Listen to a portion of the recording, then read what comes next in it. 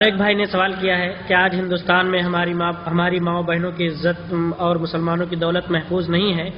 ان کی حفاظت کا کیا طریقہ ہونا چاہیے؟ قرآن حدیث کی روشنی میں ذرا بیان فرمائیں۔ جس دوست نے یہ سوال کیا ہے، مجھے پتہ نہیں ہے کون دوست ہے، ان سے یہ گزارش ہے کہ آج پچھلے پہر فجر کے گھنٹہ بھر پہلے اٹھ جائیں وہ اور اس وقت وتر نہ پڑھیں اور پڑھ کر کے اللہ تعالیٰ سے دعا کریں اور اللہ تعالیٰ سے معلوم کریں کہ اللہ تعالیٰ ایسا طریقہ الہام کر دے کہ ہم اچھی طرح بچا سکیں، اور اپنے دامن میں اپنے گریبان میں منہ ڈال کے سوچیں کہ کیا اس کا سبب ہم ہیں یا وہاں کے ظالم ہیں۔ معاف فرمائیے گا، سوال جواب تو آسان ہے، لیکن اصلاح قرآن کا جو اصول ہے اصلاح کا، وہ یہ کہ اپنے آپ سے شروع کرو، اپنے آپ سے شروع کرو، سمجھ گیا؟ لا يضركم من ضل اذا اهتديتم، تم اپنے آپ سے شروع کرو، اگر کوئی گمراہ ہوتا ہے تو تمہیں کوئی نقصان نہیں پہنچا پائے۔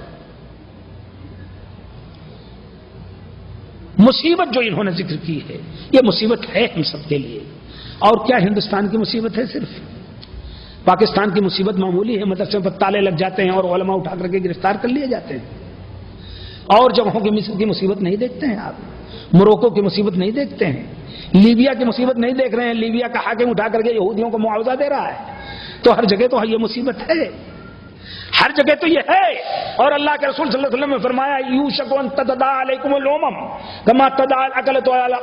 علی قصۃ قلنا فی قلۃ نحن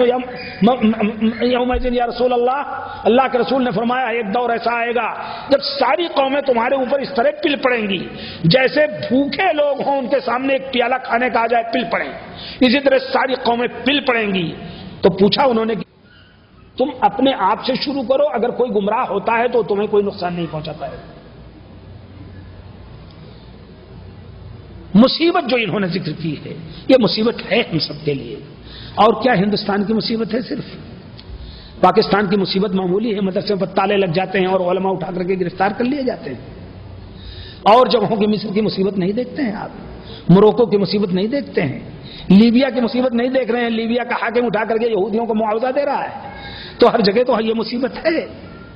ہر جگہ تو یہ ہے۔ اور اللہ کے رسول صلی اللہ علیہ وسلم نے فرمایا یوشک ان تتداعی علیکم الامم کما تداعی الاکلۃ علی قصۃ قلنا فی قلۃ نحن یومئذ یا رسول اللہ، اللہ کے رسول نے فرمایا ایک دور ایسا آئے گا جب ساری قومیں تمہارے اوپر اس طرح پل پڑیں گی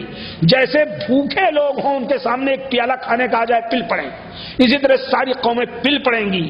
تو پوچھا انہوں نے کہ کیا ہم اس وقت کم ہوں گے؟ کہا نہیں، غصاؤن کا غصائی سیل، سیلاب میں جیسے خشو کا آسات ندی میں بہتا ہے اسی طرح تم ہوگے، لیکن تم نے بنیادیں چھوڑ دی ہوں گی، اس لیے ہوگا۔ یہی صورت پوری دنیا میں ہے، معاف فرمائیے گا، خشو خاصات کی طرح ہم بڑھ رہے ہیں، پیسہ بھی ہمارے پاس، دولت بھی ہمارے پاس، امکانیات بھی ہمارے پاس، صلاحیتیں بھی ہمارے پاس، دماغ بھی ہمارے پاس، لیکن ایمان کی دولت ہم کھو چکے ہیں۔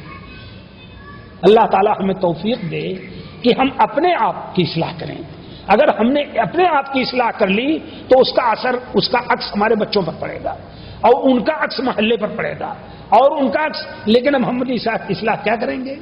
بچہ سو رہا ہے، امتحان کے دنوں میں، پڑھائی کے دنوں میں تو ہم 5 بجے جگا دیں گے، لیکن دوسرے دنوں میں ہم بھی 10-11 بجے تک سوئیں گے، بچہ کیسے جاگے گا اور کیسے نماز پڑھے گا؟ جب ہماری یہ تصویر ہوگی، جب بچہ دیکھے گا کہ ہمارا باپ بالکل ویسے ہی الٹا پلٹا سو رہا ہے، نہ نماز سے مطلب نہ کچھ، تو کیسے ہو؟ اور آپ اگر چاہیں کہ اللہ تعالیٰ کی مدد چاہتے ہیں تو اللہ تعالیٰ کی اطاعت اور فرما برداری اور اللہ تعالیٰ کا حکم مانے بغیر مدد